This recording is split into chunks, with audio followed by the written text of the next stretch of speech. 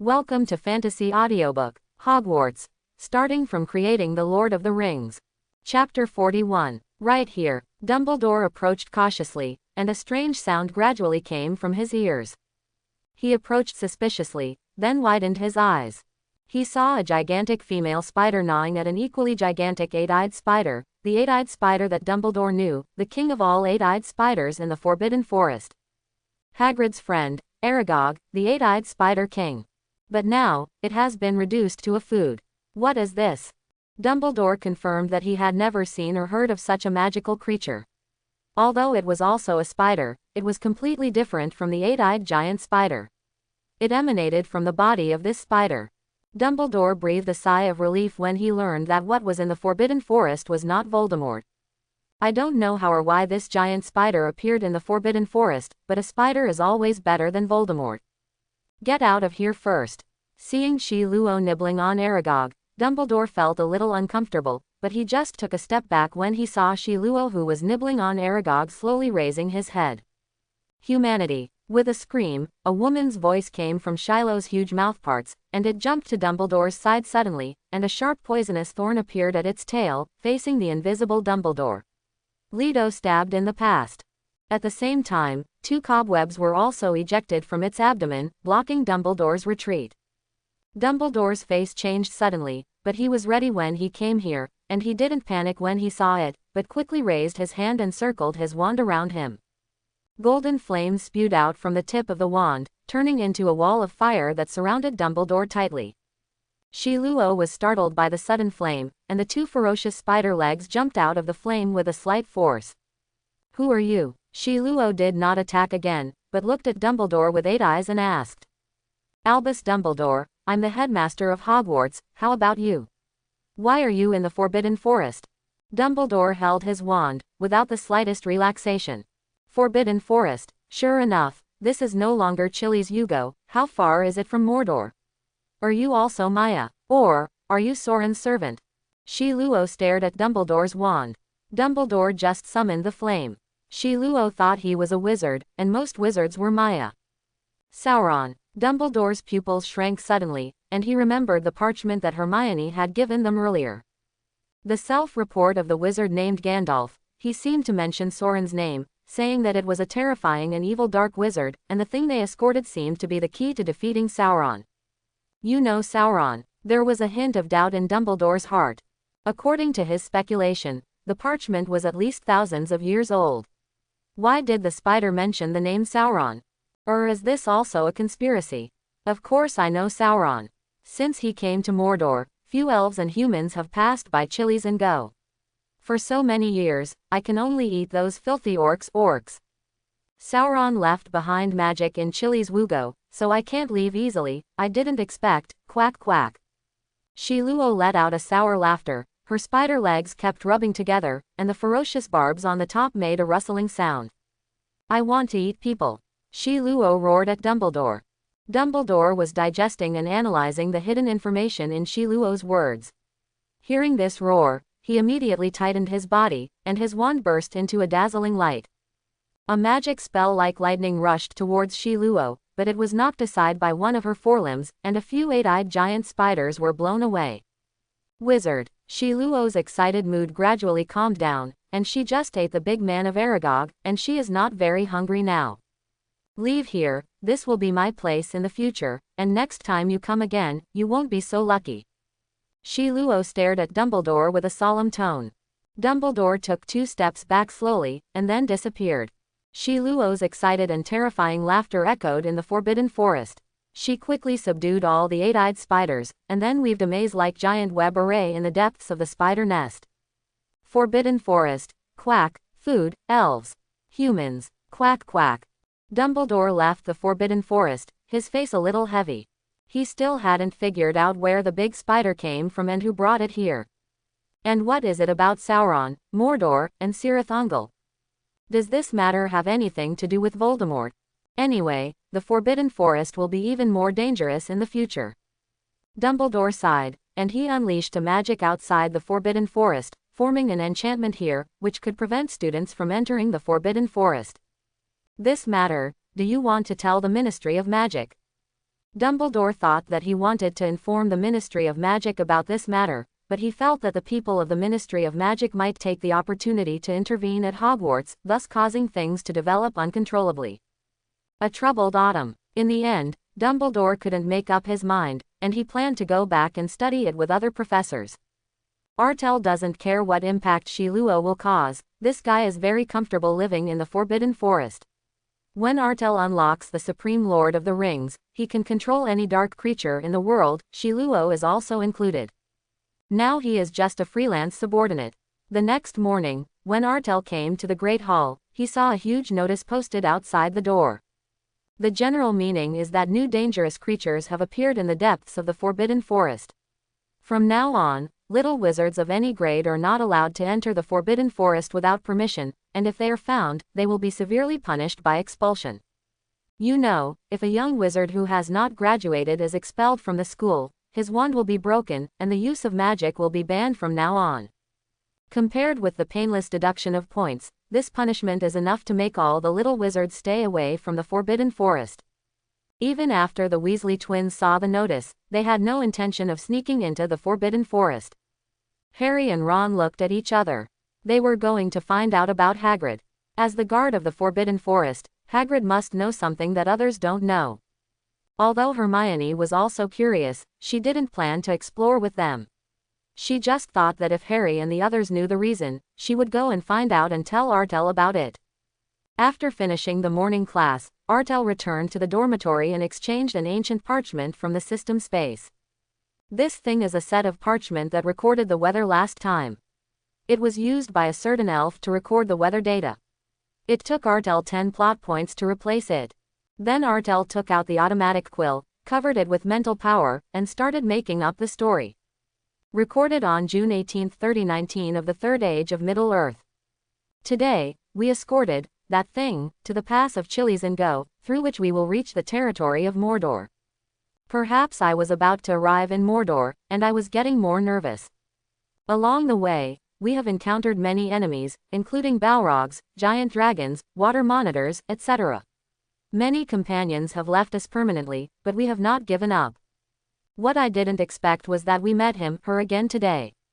Shelob. She is the last child of the ancient evil spirit Ungoliant, born in the First Era, a spider-shaped evil spirit. Like me, she's an antique that has lived for 3 eras. Fortunately, when Frodo left Rivendell, the elves presented him with a short knife and a crystal bottle of starlight. We defeated her in the end, but she escaped into the pothole, and to be safe, we had to leave the pass and go to Mordor. In order to pass the patrol line of the orcs, we chose to use animal medicine. Although he betrayed us, it has to be said that his achievements in the field of alchemy are unmatched. Artel wrote for a long time until he had filled the entire parchment, and then stopped. He recorded Shelob's origin and experience in detail on the parchment, and also revealed some things about Gandalf. Of course, he also vaguely mentioned Saruman, but he did not say his name, but he introduced the effects of animal medicine in detail. He planned to find an opportunity to let Snape get the refining method of animal medicine. In this case, there is both evidence of the existence of Shiluo and animal medicine, which is enough to prove the authenticity. It can also lead to Saruman, the evil wizard who betrayed justice. Perfect. How is this parchment going to be sent to Dumbledore? As soon as Shiloh appeared, someone discovered the parchment that recorded him. It's a bit too coincidental. Artel pondered, thinking of Quirrell. Maybe hide this thing in Quirrell's office, and when his case is revealed, Dumbledore will definitely search his office, and naturally he will find this parchment. And even if Dumbledore had doubts about the origin and trickiness of the parchment, he could throw the blame on Voldemort. Hey, Artel laughed maliciously. He was still too weak to hold on. With the parchment back in the system space, Artel decided to find a suitable time to hide the parchment in Quirrell's office. There are also plot points. After changing things a few times, I only have 50 plot points now, but the main quest will have to wait for the end of this semester to issue rewards. And the side quest has not been triggered yet. I should try to see the conditions for triggering the side quest, but it will always be related to the plot. Artel glanced at the calendar next to him. Today is October 1st. Because of Artel's random entry, the plot of Harry's entry into the Quidditch team has disappeared. Last time, Artel caused Harry and the three of them to deduct points and did not get plot points, so he guessed that if he wanted to obtain side plot points, it might be related to the Philosopher's Stone, drama-related. In this case, the most recent one should be the Halloween party on October 31st. There's still a month left, and I still need that troll. Artel pondered for a while, and decided to wait for Halloween to see if there are additional side stories. If not, he can only add more points and wait for the settlement at the end of the period. Speaking of which, 2 months into the school year, Artel has now scored an extra 105 points. While thinking about it, the door to the bedroom was suddenly pushed open. Artel looked up, and saw the three of Malfoy walking in laughing. Seeing Artel in the dormitory, the expressions of the three of them froze, and the movements of their speech became less. But compared to those days when I was just starting school, I was too scared to speak, but it was much better. You are also in the bedroom. Malfoy smiled awkwardly and said hello to Artel. At this time, Artel should be refining potions in the room of requirement, usually not in the bedroom. Artel looked up at Malfoy, suddenly thought of something, and asked. Malfoy, I remember you said the other day that your family has some business in Liechtenstein, right? Oh yes, that's right. Malfoy remembered what he had complained to Goyle the previous 2 nights, and didn't expect to be heard by Artel. But my father has already planned to change the business there, because there is a huge tribe of mountain trolls there, and they will attack wizards from time to time, and my father's business has been affected a bit. Malfoy replied with a smile, and then asked curiously. Why do you ask this all of a sudden? My family is planning a trip to Switzerland for Christmas, which is very close to Liechtenstein, and wanted to ask what's going on there. Artel whispered. Well, then you don't have to worry, trolls are also intelligent, they won't attack muggles easily, but it's best not to stay there for too long. After all, those stupid creatures have no brains, maybe they will be killed at any time. It's over the limit. Malfoy shrugged. He didn't think he would ever go to a small place like Liechtenstein anyway. And there are too many trolls there. According to my father, there are at least hundreds of mountain trolls living there. A few hundred. Artel pondered for a while, and didn't speak again. Malfoy made eye contact with Goyle and Crabbe, thinking it was better not to stay in the dormitory. Well, I suddenly remembered that Pansy seems to have something to tell me. I have to go out. After Malfoy finished speaking, he turned his head and left the bedroom, followed by Goyle and Crabbe. Artel smiled softly, then took the Supreme Lord of the Rings and left the bedroom. He plans to go to the Forbidden Forest again. If nothing else, the Forbidden Forest will be Shaluo's territory in the future. That thing seems to have a lot of appetite. Artel is afraid that he will eat the centaurs in the Forbidden Forest, so he plans to collect the centaur's blood first. After leaving the Slytherin common room, Artel left the castle and headed towards the Forbidden Forest. When passing Hagrid's house, he found Harry and Ron inside. I really don't know what happened to the Forbidden Forest, Harry. Dumbledore didn't tell me, he just said that there was a dangerous creature in the Forbidden Forest. Hagrid gulped down a mug of tea and glanced apologetically at Harry. Could it have something to do with that 3-headed dog? Since last time, Harry and Ron discussed in a low voice, while Hagrid shook his head. This has nothing to do with Mau Mau. Dumbledore asked Mau Mau to protect that thing. It will not appear in the Forbidden Forest. Harry, don't think about these things, it has nothing to do with you. Hagrid persuaded, but it was clear that Harry, who had been trying to prove himself, didn't take his words to heart. Artel listened for a while and left, and when he came to the entrance of the Forbidden Forest, he stopped his steps. Did someone release the enchantment here? Artel closed his eyes, and he could perceive an invisible magical barrier in front of him, which contained a complex and huge power, which should have come from the handwriting of a certain professor. It's even possible that Dumbledore himself set it up. A terrible power. Artel can clearly recognize the gap between himself and the person who casts the magical barrier, of course, not in talent, but in the level of mana. If his mana is a stream, then the mana of the other party is rivers and lakes. As for the other first-year little wizards, they should be little blisters. Artel took out a bottle of light gray potion from the system space and took a sip. The entrance was slightly bitter, with a bit of fishy smell. Soon, Artel was transformed into a purebred Doberman pinscher. If anyone from the Shelby family was there, they would have recognized it as Charlie, Artel's Doberman Pinscher. The animal potion can turn the user into an animal in a short time, similar to the effect of Gus, and the enchantment left by Dumbledore is mainly to prevent the wizard from entering and the big spider in the Forbidden Forest from coming out. There are no restrictions on ordinary animals, and Artel also came up with the idea of animal medicine when he saw many spiders going in and out there. Artel, who turned into Charlie, passed through the barrier unimpeded, without causing the slightest fluctuation, and then followed the route he remembered and came to the place where he encountered the Centaur Patrol last time. This is already the territory of the horse people. Because Artel only took a sip, he changed back in less than 10 minutes. Then Artel took out his wand, drew a strange trace in midair, and poured out all his magic power. Created by the intermediate undead. Death Knight. As Artel's voice fell, a black death energy stirred up around him, and in the death air, there were faint screams. Immediately afterwards, 2 undead creatures with a height of 10 feet appeared in front of Artel. These are 2 Death Knights, shrouded in pitch-black enchanted steel armor. The helmets are sealed, only 2 scarlet ghost-like eyes are exposed, and behind them are 2 huge one-handed swords, placed crossed, faintly posing black gas. And their mounts are skeleton warhorses, also in battle armor, and their forehooves are still burning with flames. This is an intermediate undead creature Death Knight. With Artel's ability, he can only summon 2. Go and kill as much as you like, Artel whispered. The 2 Death Knights slammed their legs together, and the nostrils of the skeleton horse spurted 2 black air, and then the flames under their feet burned all over the body and rushed out.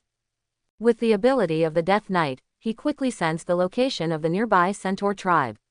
Because the Centaur tribe fought with the 8-eyed giant spider some time ago, in order to prevent the 8-eyed giant spider from sneaking up, there were many centaurs outside the tribe. Patrol.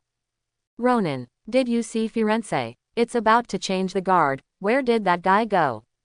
He was called away by the sacrificial priest. I heard that the sacrificial priest saw something bad from the stars. Ronan replied. He shook the bow and arrow in his handshake, and said nervously. Bane, I don't know why, I have a bad, what is that? Ron exclaimed. The bow and arrow in his hand instantly turned into a full moon, and he shot one in the distance. Bane turned around when he heard his exclamation, and then his pupils shrank suddenly. In the depths of the woods, 2 warhorses blazing with flames rushed out, and behind them were 2 warriors who were covered in armor.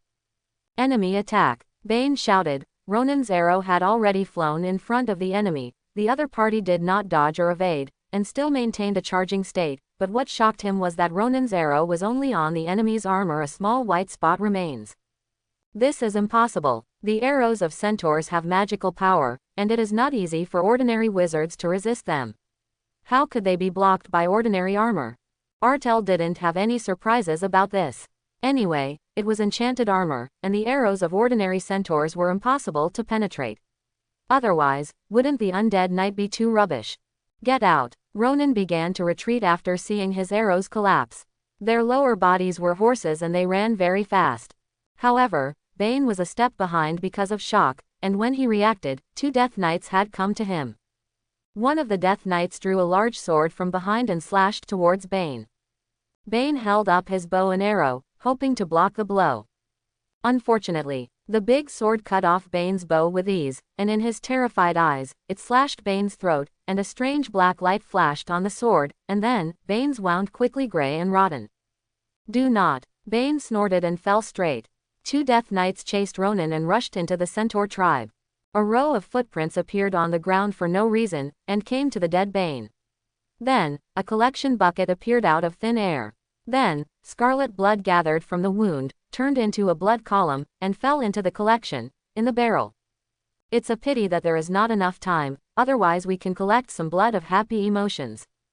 Artel was afraid that if he delayed too long, Dumbledore's attention would be attracted, so he didn't waste time. Even the method of collecting, he chose to use magic to forcibly collect. Although the quality of the materials would be somewhat degraded, it was still within the acceptable range. Within the Centaur tribe, screams and shouts were heard one after another. Dozens of centaurs were besieging the Death Knight, and 2 centaurs dressed as priests were casting healing magic on them. As for the foal and the mare, they were guarded by 2 warriors and began to move. Artel didn't care about the foals and mares, because his target was not them. According to Saruman's experimental notes, the blood of the warriors will make the strong orcs stronger, and the strong orcs will inherit fighting skills of warriors. It has to be said that centaurs can live in the Forbidden Forest as well.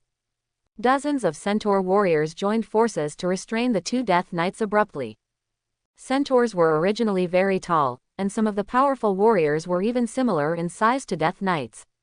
After finding that bows and arrows could not harm Death Knights, they also took up weapons such as spears and swords. Although the Death Knights are powerful, there are only two, so they have been attacked many times, and the armor is even tattered. Of course, the centaurs also paid a heavy price, with at least 10 centaurs having lost their lives. Go to hell, Fazellin roared, his muscles knotted, looking very terrifying. He held a sharp spear high, and inserted it into his eyes along the gap of the Death Knight's helmet. Nice job, Phaserin, the other centaurs shouted excitedly. Fazellin was panting heavily, his chest heaving violently. Before he could speak, he heard the other centaurs exclaiming again. Could it be? Fazellin was stiff all over, feeling a deadly danger coming, and before he had time to turn his head, he saw the Death Knight with a spear on his head slashed with a sword. Then, Fazellin seemed to see a headless centaur. They are undead. They are dead creatures, the priest on the side shouted, and the centaurs reacted. At this time, the Death Knight also pulled out the spear on his head, and the scarlet ghost fire rekindled. His helmet was torn apart because the spear was pulled, revealing the head inside. Let's call it a brain.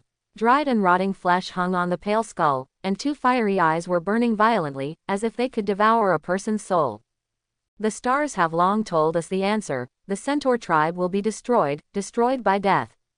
The priest murmured, and the other centaurs were also chilled. They finally broke the enemy's armor, but found that under the enemy's armor, there are undead who are not afraid of pain and ignore damage. Moreover, most of the undead are controlled by humans. Even if they tried their best to kill these two undead, so what? How to deal with those who control the undead? Could it be that he sacrificed so many soldiers just to kill two undead? Retreat. Run away. Leave here. The centaurs shouted loudly, and some centaurs ran back in a panic, and even retreated a distance. Enjoy death with peace of mind. Don't worry, I will turn you into the most powerful warriors. A childish voice, but without the slightest emotion, came from the void. Immediately afterwards, all the centaurs saw a translucent light wave sweeping in. Aura of fear. The hearts of all centaurs trembled violently, and an indescribable fear spread from the bottom of their hearts, even making their hands and feet sore and losing the courage to escape. However, the two Death Knights were not affected in any way. Instead, the flames of the skeleton warhorses burned more intensely. They sucked the fear of the horsemen and made a neighing like bone friction. The centaur tribe in the Forbidden Forest was destroyed like this. Artel used magic to take away the blood of all centaur warriors, then called back two Death Knights, rested for a while, and summoned 100 low-level skeletons to carry them. The centaur corpse went to the location of the spider's lair. After all, Shi Luo was his default subordinate, and he usually had to feed him. Eat my food, but you have to work for me. Artel hummed a song, came to the barrier of the Forbidden Forest, took another sip of the animal potion, passed through the barrier, and headed towards Hogwarts. During lunch, dozens of owls flew into the auditorium. Ron's owl brought him a new issue of the Daily Prophet, and he glanced over and let out an exclamation. Oh my God, look at this. Ron pointed to the largest page of the Daily Prophet, where the photo was of Dumbledore and Lupin, and Artel glanced at it and saw the photo and probably guessed what was going on. Harry and Ron read the newspaper together, and from the few words in their mouths, the people next to them also understood what was going on. So this guy named Lupin turned out to be a werewolf. Headmaster Dumbledore used a magic called Aria of Light to completely cure Lupin's lycanthropy. During the last full moon, Lupin did not transform into a werewolf again, which means that the problem of lycanthropy is a problem. Centuries of magical disease in the wizarding world can finally be cured. In addition to this, Aria of Light can also treat most of the damage and sequelae caused by black magic and dark creatures, and it may also treat blood magic spells. The International Federation of Wizards has decided to award Dumbledore. After reading this, Harry clapped his hands happily and shouted. As expected of Headmaster Dumbledore. He is the greatest white wizard of all time. Ron was also excited, but soon his face showed shock. It turns out that this magic was not created by Headmaster Dumbledore. The creator of this magic is Gandalf, an ancient wizard, a first-year wizard at Hogwarts, Hermione. Oh, my God, Hermione, it turned out to be on the Daily Prophet. Ron exclaimed, and the little wizards around looked at Hermione, who was eating beside Artel, in surprise. Hermione Sunere snorted, looking like she didn't care. However, the smile on the corner of her mouth still showed that the little girl was in a pretty good mood now. Ms. Hermione Granger was sorting through the Hogwarts library when she discovered Gandalf's journal, which recorded this powerful magic. Headmaster Dumbledore has handed over the Aria of Light to the Ministry of Magic for research, and donated it to wizard hospitals in various countries for free. However, scholars have not found Gandalf's name in recorded history, and reporters suspect that he is a fictional character. The real creator of magic may be Dumbledore or some wizard associated with him. Harry and Ron finished reading and put down the paper. Harry glanced at Hermione with envy in his eyes. Humph, she's just lucky. If I was punished to sort out the books. Ron murmured that, like Harry, he was very envious of Hermione's name being published in the Daily Prophet. I didn't expect that Headmaster Dumbledore would be able to successfully cast the Aria of Light so quickly, and also cured a werewolf. Hermione calculated the time. The last full moon was mid-September, which meant that Dumbledore could successfully cast it within 2 days of getting the parchment. And Hermione has not been able to perform this magic until now. After all, it's our headmaster. You have heard Harry say that he is the greatest white wizard in history, and he should have such strength. Artel thought of the giant barrier outside the Forbidden Forest. Dumbledore might be stronger than he thought. No wonder Voldemort was so afraid of him. If it weren't for the injury to Voldemort's Horcrux, I'm afraid Dumbledore wouldn't have died so easily. In fact, think about it, the original Grindelwald almost burned down the entire Paris with a fierce fire spell, and Dumbledore defeated Grindelwald's existence, and his strength is naturally very powerful. Moreover, he was still middle-aged at that time, so there was no such thing as a sorcerer's old age. Anyway, it's a good thing. There was a smile on Hermione's face. If it wasn't for me, how long would those old books be piled up there? But I found that one among tens of thousands of old books at a glance. Yes, we Hermione deserve the most credit. Artel echoed. Hermione's cheeks rose a layer of red, and she gave him a light white glance. Although her face was very immature, Artel felt an inexplicable smell of hot. What about us? Hermione muttered, then stopped talking, bowed her head, and pulled her fork back and forth across the mashed potatoes. The tips of her ears were a little red. Neville, who was next to Artel, pursed his lips, suddenly feeling that he had no appetite. At noon, before I was full, I was filled with dog food. School days are really hard. I miss Grandma. In this way, the days were dull again, and the Quidditch teams of the various academies started training every day, because after Halloween, the Quidditch game of the academy was about to start. The other little wizards, under the leadership of the prefect, began to prepare for the Halloween banquet. Artel is still refining orc potions these days. He has sorted out the centaur blood he collected a few days ago, which is enough to make 400 bottles of potent orc potions. The rest of the materials haven't been collected yet, but Artel isn't in a hurry.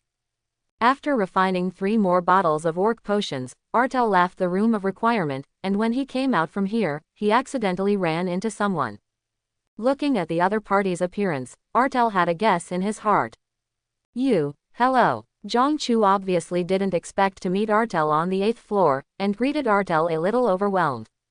She obviously knew Artel. In fact, many other wizards in the other grades knew Artel. The talented little wizard of Slytherin, but a little maverick, is a little muggle wizard, and is said to have a close relationship with a little wizard of the same muggle family in Gryffindor. The Weasley twins say they are a school couple. Hi, my name is Artel. Artel looked at Zhang Chu. He had never seen her before, but there didn't seem to be many Asians at Hogwarts, and the beautiful ones seemed to be only Zhang Chu. My name is Chu Zhang, a Ravenclaw second-year wizard. Compared with Zhang Chu in the movie, this Zhang Chu is much better looking, at least worthy of the description in the book. Artel looked at her and thought that she might have some blood from the western regions. After all, she actually looks like a certain star of later generations. That's the punch. Isn't Ravenclaw's lounge here? Are you in trouble? Need help? Artel asked curiously. Ravenclaw's lounge is in Ravenclaw Tower, which is a separate tower of the castle. Of course, he was mainly trying to find out what Zhongchu was here for, and whether she saw herself coming out of the room of responsiveness. No, I'm here to find friends. Zhongchu doesn't seem to be very good at talking to strangers and seems a little cramped. Lee Jordan of Gryffindor, he's the Quidditch Cup commentator, I'd like to ask him about the preparations for the Quidditch Cup. After Zhongchu finished speaking, he added another sentence. I'm an alternate for Ravenclaw Quidditch and can only do simple things like this. Artel knows that Zhongchu seems to be a Ravenclaw seeker later, but it seems that the 4th grader officially played. It was also in that game that he met the 3rd grader Harry. It was the first time the two met. So it is. Artel nodded, not caring, as long as the guy didn't notice he came out of the room of requirement. Then I won't bother you. I'll go first. I wish you a pleasant afternoon. Oh, okay, thank you, bye. Zhongchu didn't know what he was talking about, but he saw Gentleman Artel smiled, and then turned his body a little, and Zhongchu walked over in a daze. The Gryffindor lounge is on the 8th floor. It wasn't until he walked out a distance that Zhongchu came back to his senses, quietly turned his head and glanced, and found that Artel was still smiling at her there. Unable to help his cheeks get hot, he nodded and ran away in a hurry. He's a real gentleman, but he's here to find that little Gryffindor witch. Thinking like this, Zhongchu patted his hot cheek and let out a long breath. Watching Zhongchu disappear around the corner, making sure she didn't find the room of requirement, Artel turned and left. A pretty good encounter. After living here for 11 years, Artel was the first to meet an Asian, and this familiar feeling made Artel in a good mood. At dinner, Hermione gave Artel a large package. What is this? Artel squeezed twice, and the contents were light, probably some kind of clothing. It's a white sheet, and I've cut a few holes in it. There are 2 days left until the Halloween party, and then you'll just have to put it on your head. Hermione explained it to Artel. This is how she spends Halloween every year, putting on a grimace mask, putting on a fancy dress, and knocking on neighbors' doors. Trick or treat. Hermione taught Artel so. I think Professor McGonagall, Professor Sprout, and Headmaster Dumbledore should give us candy, especially Headmaster Dumbledore. They said that Mr. Headmaster loves sweets. Forget about Professor Snape, I don't dare to go. I may only be scolded when I go there. When I was at home, my father didn't let me eat too much candy. He is a dentist, you remember. But this time, I plan to ask for more. I have become a wizard, so I shouldn't be afraid of tooth decay. Hermione started talking to herself as she spoke, and Artel smiled, feeling that Hermione was still very cute at this time. Do you want to go with me or not? Hermione looked up and saw that Artel was looking at him with a smile on his face. For some reason, he felt that Artel's smile just now looked a bit like her father's. I'd actually like to, but wizards don't seem to have the customs of muggles. Hermione was startled by Artel's words. She thought about it, and sighed depressedly. No wonder, my roommates and the others are not prepared, and the professors just made some pumpkin heads, and they don't have any ghost clothes. Forget it, then give it to me. Hermione stretched out her hand, intending to take the white sheet back. It's a Halloween gift. If you want to eat candy, you can actually try it with Headmaster Dumbledore. I think he should like this kind of game. Dumbledore is still very kind to children, and if Hermione really wears a ghost mask to ask for candy, he should be very happy. Then you go with me. Hermione rolled her eyes and looked at Artel pitifully. Artel agreed with a smile. He turned his head and glanced at Quirrell in the professor's chair with an inexplicable smile in his eyes. The second day is Tuesday. In the morning, Slytherin and Gryffindor will have a transfiguration class together, and in the afternoon Gryffindor's first-year wizard will have a history of magic. This transfiguration lesson was easy for Artel, but more difficult for others. Because this transfiguration involves animals, Professor McGonagall asked them to turn the slugs into rings. The more elaborate the pattern on the ring, the higher the deformation rating. With just a little research, Artel successfully turned the slug into a beautifully shaped hollow gold ring with the Slytherin logo on it. A circling snake. I have to say it again, Artel, you are a transfiguration genius. 10 points for Slytherin. Professor McGonagall looked at Artel with satisfaction, his eyes full of admiration. Now Professor McGonagall is not worried that Artel will become bad, because after so long in the school, Artel has never violated the school rules once, and has not shown any bad behavior after the conflict with Pansy at the beginning. Every teacher mentions Artel. Not only will he praise his talent, but he will also greatly appreciate his courtesy and gentlemanly demeanor. The only thing that worries Professor McGonagall is that Artel and Hermione seem a little too close.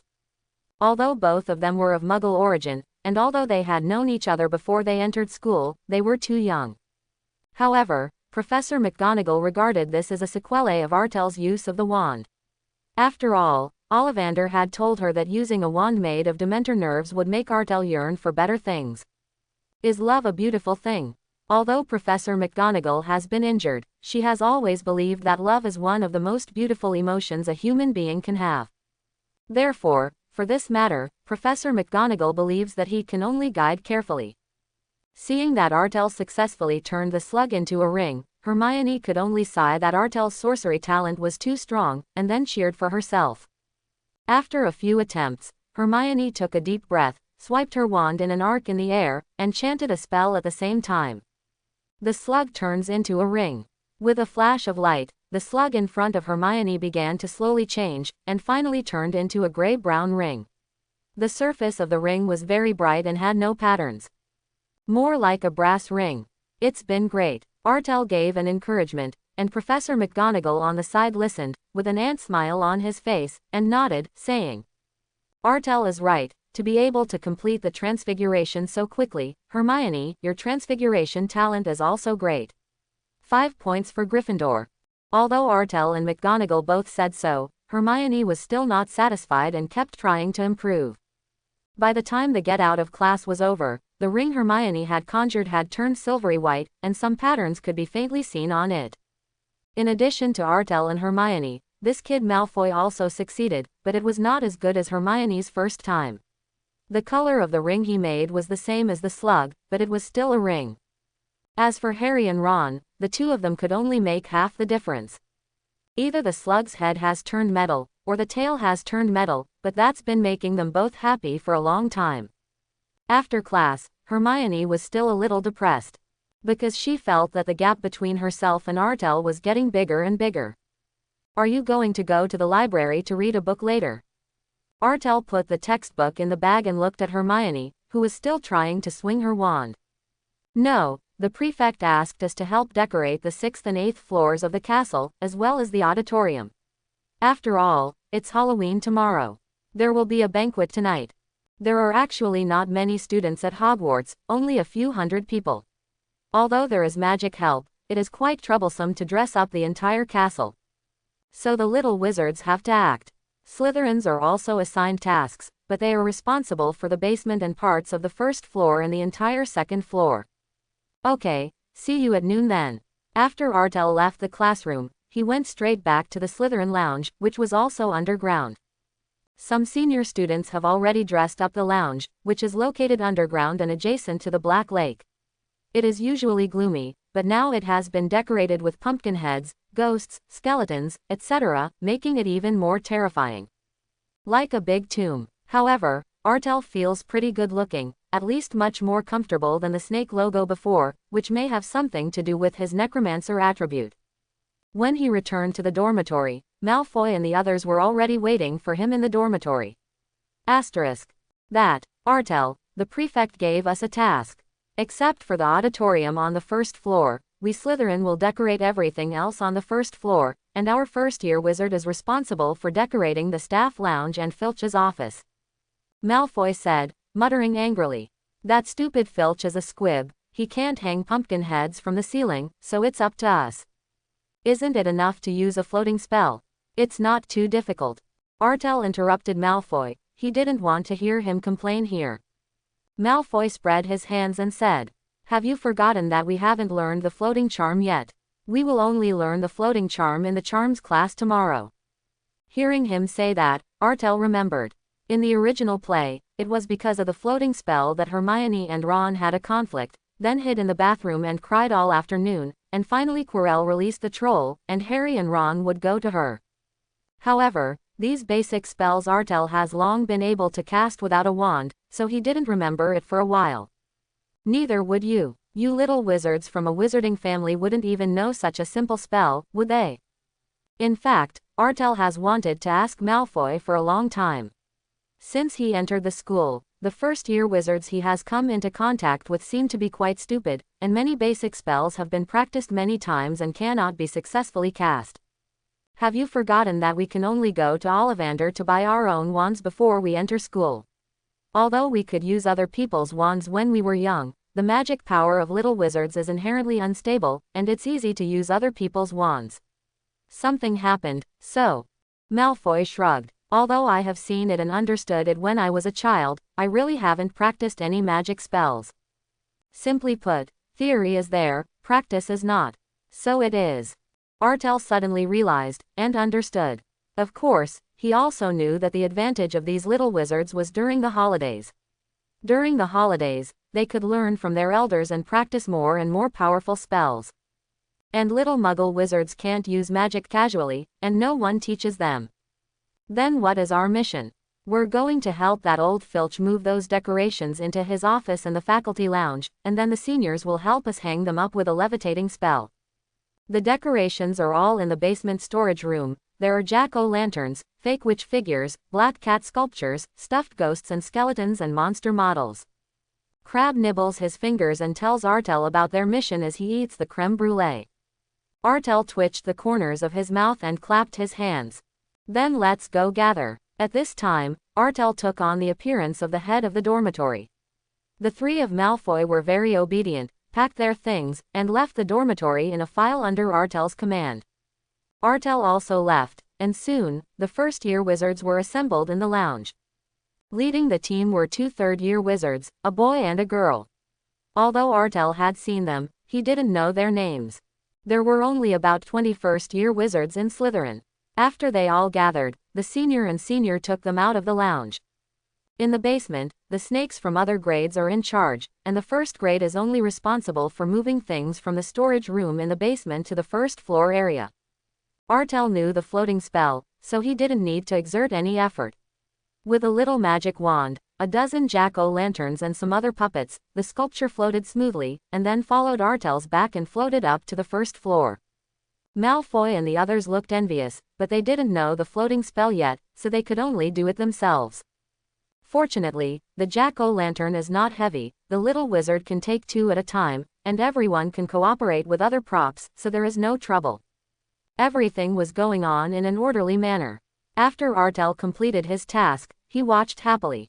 The other little snakes didn't think there was a problem either. After all, selfishness is a small sign of Slytherin. If it was the Lion House, there would definitely be many people who would accuse Artel of not helping his classmates. Humph! Pansy snorted softly as she passed by Artel. There was a fine layer of sweat on her forehead, and it seemed that she was very tired after several trips. Artel saw fear, envy, jealousy, and a hint of hope in her eyes. Do you want me to help her? Artel rolled his eyes and continued to sit there, happily watching the little wizards rush in and out. I don't know how long it took, but the little wizards finally brought up all the props they needed. After they were sorted into different categories, the two seniors started to work. Under their sorcery, jack-o'-lanterns floated up and hung from walls and ceilings. There are also some magic jack-o'-lanterns that fly around in the air after being casted. And props such as witch dolls and black cat sculptures are also placed on walls and corners. After being activated by magic, these things sometimes move suddenly and sometimes make scary sounds. After finishing everything, it was time for lunch. Artel didn't really feel anything, but the other little wizards were tired and hungry, and Halden rushed to the auditorium. The Great Hall was furnished by Gryffindor students. Generally speaking, they are almost the same. After all, the props are only those, but the magic sky in the middle of the auditorium has been replaced, and it has become a layer of thick clouds. From time to time, under the light of lightning, you can see terrifying ghosts one by one. Countless jack-o'-lanterns were floating up and down, because it wasn't night yet, and the pumpkins didn't glow. Gryffindor's first-year lion cubs didn't know how to float either, so they were only responsible for carrying props in the auditorium. Hermione was also sweating from exhaustion, and the bangs on her forehead were a little dreadful, but she touched the green on her ears. After earrings, the whole person becomes completely new. Even the strength has recovered. After dinner, Hermione went to the History of Magic class. Artel had nothing to do, and went to the room of requirement to make orc potions. The next day is October 31st. There's a Halloween dinner at Hogwarts tonight. And Artel's monthly summoning permissions will also be updated. Gryffindor and Slytherin would have a spell class together in the morning, and in the afternoon, Slytherin would have a History of Magic class with Hufflepuff. Unsurprisingly, this spells lesson is about floating spells. The spell is Wingardium Leviosa. But this time Hermione sat next to Artel, so she didn't correct Ron, so there was no conflict, and the whole class was normal. The only abnormal thing is that Artel's feathers turned into darts in order to add points, and he even made a cracking sound when flying in the air. So Professor Flitwick gave him 10 points. And Hermione's feathers simply floated up, and Professor Flitwick just complimented her, but didn't give her any extra points. In the afternoon, Artel slept for 2 more classes without any accident. In fact, he really liked the History of Magic. This class sounded like the philosophy he had learned before, which made him confused without realizing it. It's night time soon. Before the dinner party started, Artel was resting in the dormitory, and the system prompted him to update his summoning authority. Today's holiday. Good luck. Silmarillion, you can give it to me. Artel closed his eyes and made a wish, then chose item summon. Ding. Congratulations to the host. The item Iselspar was successfully extracted. Iselspar, what the hell is this? The corner of Artel's mouth twitched, but he didn't hear the increase in the unlocking degree of the Lord of the Rings, so this thing may not have much to do with the Lord of the Rings. But after Artel checked it, surprise flashed in his eyes. The Iselhedron was one of the 7 Palantirs brought to Middle-earth. And Palantir's other name is the Spar of True Knowledge. The 7 Palantirs are able to communicate with each other, and are used to observe the communication between the territory and the distant lands. Although this Iselspar is not the True Knowledge Spar belonging to Saruman, it still has a very important role for Artel. When things in the Middle-earth world are summoned, they will be transformed by the system to be more suitable for this world, and after the Iselspar is transformed, it also has very powerful functions. Artel is able to observe anyone and anywhere through the spar. And it will not be blocked by other spells, and will not be perceived by others. Very powerful. Artel took out the Iselspar from the system space and placed it in front of him. Then, when his mind moved, ripples like water waves rippled in the spar, and then the picture appeared very clearly. At Shelby Manor, Sophia is having dinner with the other servants. In Birmingham Prison, Freddie sat comfortably on the sofa, half squinted, with a cigar between her fingers. A woman who looked like a model was busy because Freddie was so angry. Artel's mouth twitched. As expected of the leader of the Shelby family, he was so comfortable when he was caught. But that woman looked familiar, like a female manager of their family's shopping mall. Artel was not in the mood to observe carefully. His thoughts moved, and the picture in the crystal turned into a large auditorium, where many students were already waiting for the dinner to start. Hermione leaned her chin and pouted in boredom, looking at the door of the auditorium from time to time. Then the picture inside the crystal changed again. Professor Quirrell was rushing back outside the castle. With a faint smile on his face, he seemed to have encountered something happy. Tisk tisk, poor Quirrell. Artel took the Iselspar and glanced at the time. In 20 minutes the dinner will begin. System, summon characters. Ding. Congratulations to the host for successfully summoning William Hudgens. Who is he? Artel was speechless. There is no response to the unlocking degree of the Lord of the Rings. It seems that this month is a waste. Artel opened the system space and saw a huge troll inside. Another troll. Or a troll with a name. There are many trolls in Middle-earth, but there are not many trolls whose names are mentioned. Artel opened the introduction of the system, and then he remembered the identity of this William. He is the leader of the 3 trolls in the troll forest. His strength is stronger than the average trolls. At the beginning, the 3 trolls almost wiped out the dwarf expedition. If Gandalf hadn't passed by, the dwarf expedition would have turned into meat. String up. The cave troll wasn't found last time, and now there's another rock troll. Artel had an idea in his mind. He was going to replace Quirrell's troll with this rock troll. In this way, Dumbledore can be made aware of the existence of the troll race, and secondly, it can lead the trouble to Voldemort. Trolls are also divided into different races. Rock trolls are more powerful than cave trolls.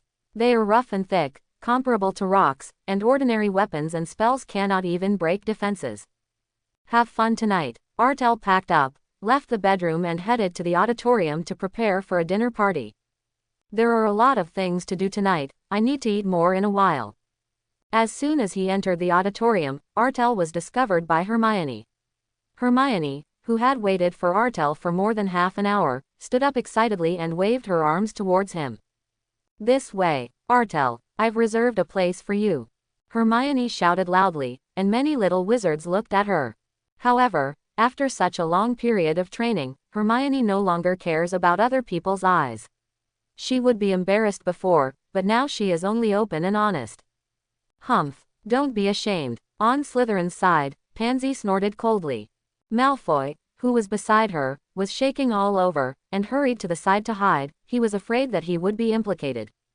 Artel walked over, sat down beside Hermione, took a sip of the juice she handed over, and asked, "Why did you come so early?" "It's no fun in the dormitory, so I came with my roommate. We just went to Headmaster Dumbledore to ask for candy, but you're not here. I wanted to find you, but I couldn't find the entrance to Slytherin's lounge." Hermione stuck out her tongue mischievously and grabbed a handful of candies from her bag. "Look, it was all given to me by Headmaster Dumbledore. He has a lot of candy there." Hermione peeled Artel a sweet orange rainbow fudge and brought it to his mouth. "Try it." Artel's expression was a little surprised. Why do girls get more courageous during the festival? Hermione was a little embarrassed by Artel's gaze, but she didn't retract her hand. Artel opened his mouth and ate the gummy, saying thank you.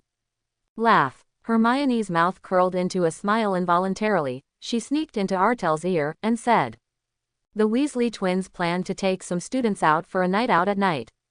They said they would wear ghost masks to scare Filch. I persuaded Harry and Ron, but they didn't listen to me. I think they want to be deducted again." Hermione expressed her concerns about the Gryffindor House Cup. Artel wished they would deduct points. He was so happy when he heard that, and after eating the gummy, he looked at Hermione with a smile. "It's so sweet, I still want to eat it." "Want to eat? You, peel it yourself." Hermione wasn't worried about the college split. She felt her cheeks were hot, and she felt like she wanted to faint. "It's not sweet when I peel it myself." You. Hermione bit her lip, the expression on her face a little embarrassed and a little happy. "You haven't been able to speak for a long time." Harry and Ron on the opposite side glanced at each other, pursed their mouths, and felt a little lost for some reason. Ron, in particular, always felt that something important was missing. He looked down and saw that he had nothing. Old robe, broken wand. Could it be that there is something wrong with Banban in the bedroom? Artel looked at Hermione like this, and found it quite interesting, but he couldn't see it normally. Just when he was about to pursue the victory, Dumbledore's voice came from the front of the auditorium. "Quiet." Dumbledore's wand was in his throat, and he used a loudspeaker spell to be heard by everyone. In the sky above the auditorium, countless jack-o'-lanterns rose and fell. The magical sky was overcast with clouds and ghosts, and all the little wizards looked at Dumbledore. After Barabara talked a lot, Dumbledore clapped his hands, and the 4 long tables were immediately filled with food. Now, the banquet begins. With the cheers of the little wizards, a group of ghosts also suddenly appeared in the auditorium, dancing and reveling. The little wizards who had been waiting for a long time grabbed chicken thighs and steaks without hesitation and began to feast on them. Artel knew that Quirrell was about to come in a little while, so he didn't watch the excitement, put some bacon and sausages on his plate, and ate it quickly. "Are you hungry?" It was the first time Hermione had seen Artel eat like this. At every meal before, Artel has been elegant and slow. "Yeah, I'm having an extraordinarily good appetite today. Try this dried fruit tart. It's delicious." Artel drank the juice and handed Hermione a dried flan. "Thanks." Hermione took it, took a small bite, and nodded with her eyes wide open. "It's delicious. You can eat more if it's delicious." Artel continued to cook, and after about 10 minutes of eating, the door of the auditorium opened with a bang. Chapter 51. Professor Quirrell rushed in with a look of horror. Monster! He ran to the front of the professor's chair, looked at Dumbledore, and his trembling voice spread throughout the auditorium. There are trolls in the basement. Did you hear? Quirrell fainted before finishing his words. The entire hall was silent for a moment. Immediately afterwards, the screams of the little wizard resounded throughout Hogwarts. Malfoy held the chicken leg in his hand, looked at Goyle, and screamed in horror, and all the little wizards fell into a panic. Ron choked on the little cake, and Harry gave him a big glass of juice to let him go. Quiet. Dumbledore used the amplifying charm again. Prefect of each college, take the students back to the lounge of your college. I'm sorry, but the dinner is over. The elf will send your food to the dormitory, and everyone can't leave the lounge after they go back. After Dumbledore arranged the little wizard, he looked at Professor McGonagall and others. Let's go. Maybe a mouse got in. Let's go and see. Professor McGonagall and others got up one after another, and Snape was not among them. He left when the chaos first occurred. See you tomorrow. Artel and Hermione waved goodbye. This little witch was obviously not very happy. She didn't expect a good Halloween dinner to end before it started. She glanced at Artel aggrieved, and Hermione still said goodnight to him. Artel was behind the little wizard in Slytherin, and when he came to the corner of the basement, he took the one ring while no one was paying attention. Then he went straight to the girls' bathroom. Sure enough, in the corridor very close to the bathroom, Artel saw this troll. He looked around, because it was very close to where Myrtle had happened, so there were no murals on the walls on both sides of the corridor, and Myrtle wasn't here now. This means that no one will notice what's going on here. Avada eats a big melon. Without the slightest hesitation, Artel cast the death spell on the troll. He was already invisible, the troll couldn't see him, and this thing was slow to respond, only to see an inexplicable flash of green light in the empty corridor, and then died. Bang! The troll's body fell heavily to the ground, and Artel waved his hand and put it into the system space. Ding! Congratulations to the host for starting the side story and killing the Halloween monster. Ding! Congratulations to the host for getting rewarded plot points x 100. When the 100 story points arrived, Artel was overjoyed, and then his mind moved, and he said to the system, "Throw William Hudgens in front of me." As soon as Artel's voice fell, a strong stench hit his face, more than 10 times stronger than the troll. The troll smelled like a mix of stinky socks and a public toilet, while the troll was a smell of carrion and stench. Fish smell. Roar. With a huge roar, William appeared in the world of Harry Potter. The trolls killed by Artel were 12 feet in size, or less than 4 meters tall, and weighed a ton, but William, the leader of the rock trolls, was nearly 6 meters tall and weighed a terrifying 5 tons. It is conceivable how developed the muscles of this thing are and how powerful it is. The moment William appeared, he began to look at this unfamiliar world. It roared and wanted to summon his companion. And Artel ran back to the basement in a hurry, and by the way, performed a few cleanups on himself. When Artel came to the entrance of the Slytherin lounge in the basement, there were only a few wizards in the 6th and 7th grades left. Artel took this opportunity and got into the lounge. The Halloween dinner in the lounge continued, and some senior wizards chatted and enjoyed the food without worrying about the stupid troll. Quite a few first-year wizards were sitting in the corners and grilling the fireplace, listening to the seniors brag about how many trolls they killed during the holidays. The 3 Malfoys were among them. Goyle and Crabbe were not full in the Great Hall, and were now trying to cook their food, making their mouths full of cream. Artel emerged from a dark corner and walked to his bedroom. After returning to the dormitory, Artel came to his bed and took out the Peshir crystal. As his mind moved, William's appearance appeared on the crystal. At this time, the girls' bathroom on the 2nd floor is outside. William roared a few times and got no response from his companions, which made him fall into a manic mood.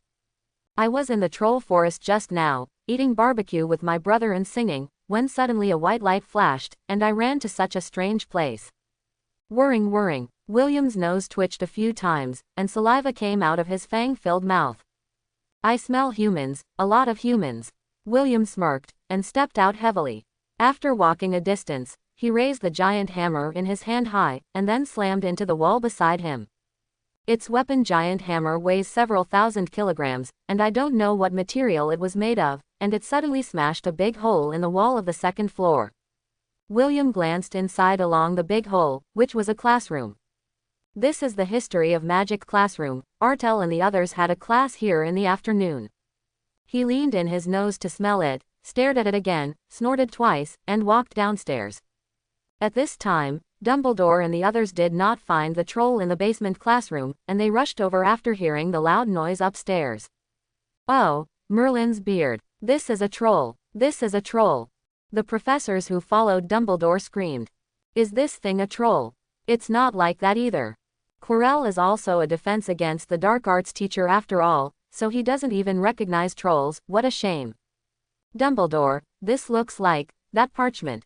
Professor McGonagall glanced at Dumbledore, saw his surprised expression, and couldn't help but speak. Yes, it seems to be a troll, mentioned in Gandalf's diary, but... Dumbledore's wise eyes flashed a sharp color. Why did the trolls mentioned by Gandalf suddenly appear here? He had guessed that the magical creatures mentioned by Gandalf were all made up, but now they have appeared. But why has it never been seen before, or even heard of? What role did Quirrell play in this? Why did he say it was a troll? Get rid of it first. In Gandalf's diary, it was written that trolls are afraid of the sun, and will turn into stone statues when exposed to the sun, but now it is night, and the light created by magic is also very different from the sun. In order to prevent it from continuing to destroy, we can only do it. Passed out. Tong petrochemical. Fractured. Several professors raised their wands to attack William, but when the light of magic hit William's rock-like skin, it shattered directly, with no effect at all. However, the expressions of several professors did not change, because they were just testing. With a wave of Dumbledore's wand, a golden flame whistled towards William. Seeing the flames, William, who didn't care, took a few steps back in a panic, and the giant hammer in his hand smashed hard at Dumbledore. Armor protection. Professor McGonagall and others helped one after another, but the formed magic shield collapsed at the touch of a button. Fortunately, Dumbledore hid quickly, otherwise he would have to be smashed into patties all at once. Boom! The giant hammer landed on the ground, directly smashing a big hole in the floor of the corridor, and then shattered with a bang, revealing the scene on the first floor below. The expressions of Dumbledore and the others changed. With such a terrifying power, let alone being hit in the front, they might die if they were wiped. The enemy is very strong, don't think of it as a troll-like opponent. Dumbledore commanded, and the professors behind him nodded and put away their playful thoughts. Then, rays of light of different colors flew out of their wands, hitting William with precision. And although William was able to wield a giant hammer to block some spells, there were still quite a few spells that fell on him.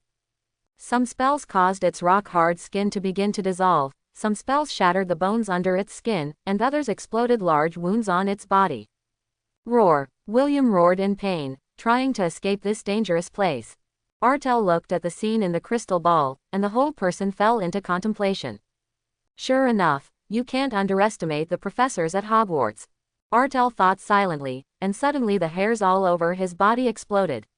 He came back to his senses, and saw a white light flashing on Dumbledore's wand, and a spell that made him shudder instantly took shape. The power of this spell is terrifying, and the terrifying aura passed through the Isel spar to Artel. The white light hit William and then came out. Artel vaguely saw an illusory ghost of William being brought out by the white light, and then its huge body froze suddenly and fell to the ground with a bang. Call. Artel breathed a sigh of relief. Is this the power of Dumbledore? Just now, what is the curse? Artel never doubted Dumbledore's strength. After all, he had defeated Grindelwald and was the only wizard Voldemort feared. Thinking of this, Artel felt that he had to be a little more stubborn. To be honest, the professors at Hogwarts gave Artel a great shock tonight, especially Dumbledore's unknown spell. Watching William's body fall, the professors breathed a sigh of relief. Idiot Quirrell, what the hell did he bring into the school? It's definitely not a troll. Snape, who had just arrived, looked at the huge corpse lying on the ground with a low tone. It's more like the troll written on the parchment. It's hard to believe that there is such a thing, and how did Quirrell find it? We only got the parchment diary that introduced the trolls not long ago, and it appeared in the castle today, huh? Snape laughed mockingly, and the other professors fell silent. They could also feel that there seemed to be a huge vortex that was slowly enveloping Hogwarts. Snape glanced at Dumbledore, walked over to William's body, covered his mouth and nose with his sleeve with one hand, and touched it with the other. This leather is a very good material. Its defense is even stronger than ordinary iron armor spells. The density of muscles and bones is very high. How is his intelligence? Much smarter than a troll, Dumbledore replied. And there are rich fighting skills. If every troll has such strength, then I think 5 trolls can destroy a large monster tribe. Dumbledore did not exaggerate. Although the large monster tribe consisted of hundreds of monsters, with William's strength, it was very easy to hit one monster with one blow. 5 Williams could definitely swept 100 monsters. P.S. In the movie, Dumbledore was actually weakened. In the movie, Dumbledore and Voldemort fought back and forth, or even slightly worse, but in the original book, Dumbledore has always fought against Voldemort. More typical is the battle at the Ministry of Magic. Dumbledore protects Harry while fighting Voldemort, and as a result, Voldemort can only parry hard, admitting that Dumbledore just didn't want to kill him, not that he couldn't. Intelligent and powerful, how could this kind of creature have never been seen before? It was mentioned on the parchment that trolls are a common magical creature, with a huge number and even divided into many different groups. If what is written on the parchment is true, then there is only one possibility, that the trolls died out thousands of years ago. Otherwise it cannot explain why no one has seen or even recorded this creature for thousands of years. But if it's extinct, where did this troll come from? Looks like we're going to ask Professor Quirrell. Snape's hand brushed against William's skin, frowning. It has many battle marks on its skin, scars left by sharp weapons, marks left by arrows, wounds from blunt weapons, bites from beasts, claw marks from sharp claws. That means it's been in a lot of battles, but we've never heard of it. Snape stood up, glanced at the professors with different expressions, and then looked at Dumbledore. Go and meet Quirrell and see what he has to say. After all, he brought this Mr. Troll to Hogwarts. Dumbledore nodded, looked at the troll corpse on the ground, and said, of course, another possibility is not ruled out. Maybe Professor Quirrell brought a troll, but someone replaced it with a troll, if that's the case. Dumbledore fell silent, a rare flash of sadness on his face. He thought that everything was under his control, but now, it seems that something is developing in an unpredictable direction. Let's clean up this place. Put the body on Hagrid's side first. I'll find an opportunity to send it to Newt for research to see if this thing was made by some kind of evil black magic. Professor McGonagall and the others nodded and began to repair the castle, while Dumbledore and Snape left here, ready to meet Quirrell. Although William's damage to the castle was great, it was not difficult to repair it under the power of magic. The professors just waved their wands a few times, and the broken stones were restored into stones, and the stones formed the walls, and it didn't take long for the entire castle to be restored to its original state. When Dumbledore and Snape went to the infirmary to find Quirrell, the guy was shivering under the covers, and Quirrell's eyes widened when the two explained their intentions. No, I am a defense against the dark arts teacher after all. Professor, how could I admit my mistake, a troll? Quirrell explained nervously, but murmured in his heart. The troll was caught by him and released by himself. How could it be wrong? Dumbledore, the old fox, wouldn't doubt him, would he? So you ran over to deceive him. So, are you sure the one in the basement is the troll? Snape stared at Quirrell's eyes. Quirrell didn't dare to look at him, glanced aside, and whispered. I'm sure, it's a mountain troll. After all, I brought it myself, to protect the Philosopher's Stone, you know, Headmaster, it's just me. I didn't expect it to come out. It came out uncontrollably. I was terrified. Quirrell muttered, his face full of fear and apology. All right then, Professor Quirrell, come out and have a look with us. Dumbledore didn't say anything anymore when he saw this, got up and left, and Snape motioned for Quirrell to follow, and also turned and left. Quirrell didn't know what tricks Dumbledore was playing, but he felt something was wrong in his heart, so he got out of bed and followed in the footsteps of Dumbledore and Dumbledore. William's body had been taken out of the castle by several professors and placed not far from Hagrid's hut. Quirrell was in a state of shock when he saw this huge troll. This, Quirrell really stuttered this time. What is this? Quirrell looked at William's body. He didn't know about the parchment or the trolls. It's a monster, Snape said sullenly from the side. Quirrell glanced at Snape like an idiot, thinking I was pretending to be a coward, not an idiot. Could this thing be a troll? Snape, Professor, no kidding. Quirrell gave Dumbledore a submissive look, and said tremblingly. This monster, how could it be a troll? Dumbledore's soft gaze fell on Quirrell's face, and with an inexplicable sense of inquiry, he said gently. But you said it was a troll before. You mean? Quirrell also reacted at this time, staring at William's corpse in a daze, and asked uncertainly. Is this the thing you met in the basement? It's not the basement classroom. When we arrived, it was already near the girls' bathroom on the second floor. Professor Quirrell, do you mean that the monster you call isn't this one? Of course not, Quirrell screamed. He pointed to the troll's huge corpse and screamed. How could I mistake a troll? Besides, I brought it myself to protect the Philosopher's Stone. If it was this monster, how could I not recognize it? By the way, what kind of monster is this? Where's the troll? Where did it go? Professor Quirrell said, his face suddenly pale. Someone got into the castle. It must be so. Someone replaced the troll. Quirrell said, his expression getting more and more frightened. He was quite sure that he had released a troll in the castle basement, but now the troll has become such an unknown monster. Someone must have replaced it. So what is the other party for? My God, go and see the Philosopher's Stone. Their goal must be the Philosopher's Stone. Quirrell reacted suddenly. The purpose of the other party's actions must be to cause a greater disturbance, and then let Dumbledore and others focus their attention on him, use him to contain Dumbledore, and finally steal the Philosopher's Stone unknowingly. Those who stole Snape's treasures. It's them who got it. The Philosopher's Stone is safe. Snape sneered. When the chaos just happened, Snape went to the fourth floor. Someone did want to take advantage of the chaos to enter the secret room, but Snape thought that figure was Quirrell. For that, he was also bitten by that three-headed dog. Snape looked at Quirrell with a dangerous gleam in his eyes. Professor Quirrell, your stuttering seems to be getting better. I'm just too excited.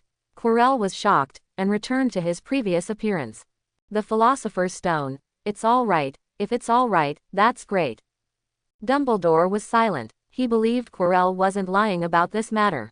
So, besides him, was there really another group of mice hidden in the castle? Are they related to Voldemort? What about Quirrell? Dumbledore was a little confused. He gave Quirrell a deep look and said to Snape, let's do it first. It seems that there are indeed enemies we don't know hiding in the dark. I'm going to see Newt, and then go to the Ministry of Magic. School matters, be careful. I see. Snape nodded, waved his robes, and turned away. Quirrell looked at Snape's back, and a trace of resentment flashed in the depths of his eyes, but then disappeared. Headmaster Dumbledore, shall I go back first? Quirrell turned to look at Dumbledore. He just said he was leaving Hogwarts. Is that really the case, or are you numbing yourself? If Dumbledore really left, it would be a good opportunity to act, but Snape was a little in the way, and there were those people hiding in the dark. Although it is not clear what their purpose is. But Quirrell felt that he had to do it as soon as possible. If something went wrong with the Philosopher's Stone, Voldemort would never let him go. Well, Professor Quirrell, you can go back and rest. I don't blame you for this today. Dumbledore's face still had the same expression, kind, and Quirrell even felt an inexplicable closeness and warmth. Have a good rest, don't think too much, the school and the students need you. Thank you, Headmaster Dumbledore. Quirrell was grateful and turned away. Dumbledore looked at William's body, speechless for a long time. His eyes fell on the Forbidden Forest again. It seemed that he penetrated the layers of obstacles and saw the depths of the Forbidden Forest. Nocturne Alley was ransacked, Snape's collection was stolen, the infernal corpse in the depths of the Forbidden Forest, the unknown spider monster, the trolls tonight, the lost potion materials, the Philosopher's Stone, the elixir. Tom, are you coming back? Dumbledore looked to the southwest and sighed. Or, is it you? It's really disturbing. Dumbledore took out a charmed bag from his bosom, and gestured with his wand at William's corpse, which then floated into the bag. Dumbledore wiped the sweat that didn't exist on his forehead and laughed. It's really heavy. This thing is as heavy as 3 giant monsters. With a crackling sound, Dumbledore disappeared. Artel looked away from the icehedron and let out a light breath. Trolls are still too childish for Dumbledore, if only he could get Balrog, or Smaug. By the way, where is poor Mr. Smeagol? Artel looked at the crystal again, and the image inside changed, finally turning into a dark basement.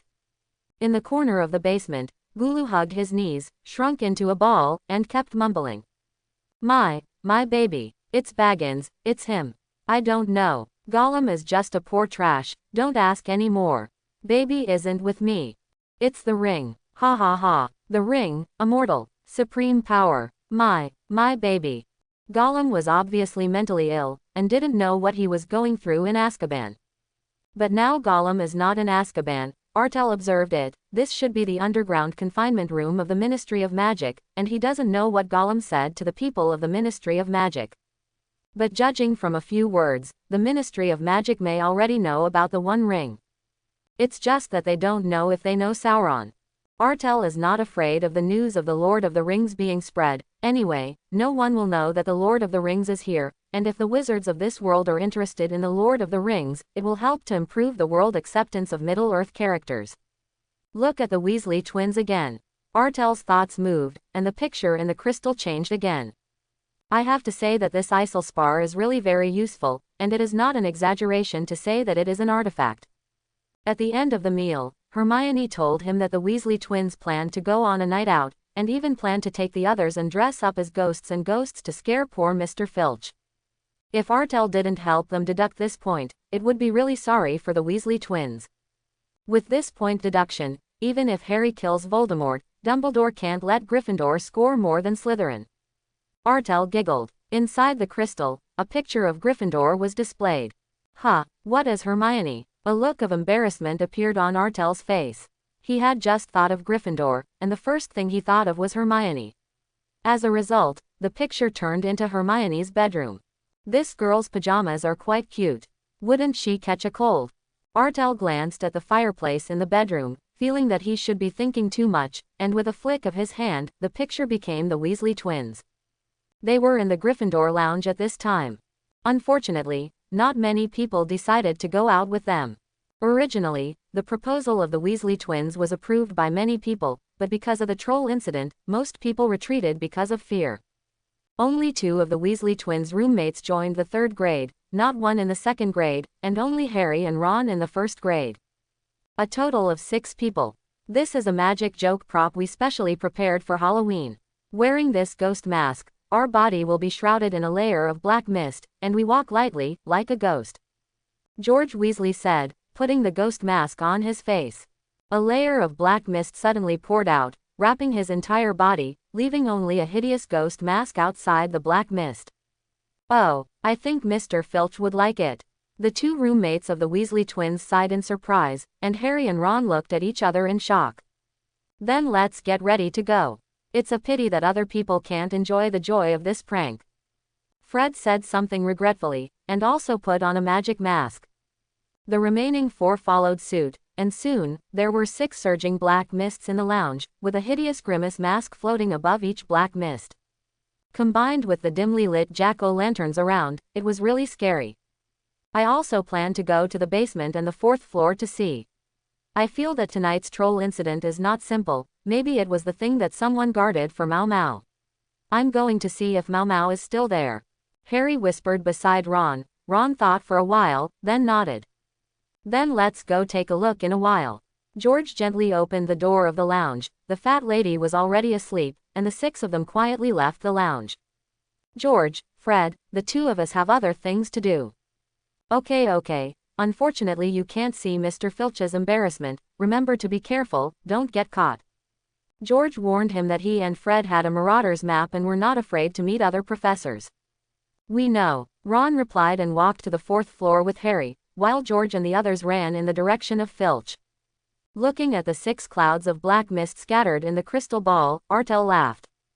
The Weasley twins have a Marauder's map, so he won't do it himself, but... Artel took out his wand and swiped it lightly. Created by low-level undead.